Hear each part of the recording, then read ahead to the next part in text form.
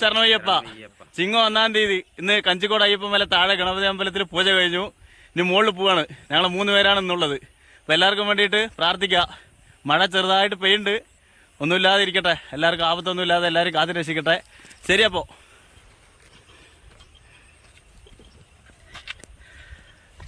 മുകളിൽ കയറിക്കൊണ്ടിരിക്കുകയാണ്.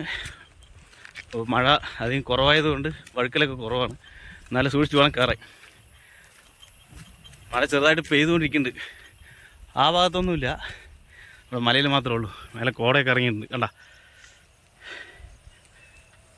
കോട മൂടിയിരിക്കുകയാണ് മേലെ. അമ്പലം അവിടെ കാണുന്നുണ്ട. അപ്പം ഇന്ന് ഗണപതി പോയിട്ടുണ്ട്, കണ്ട രാവിലെ നേരത്തെ പോയിരിക്കുകയാണ്. കുട്ടീൻ്റെയാണ്.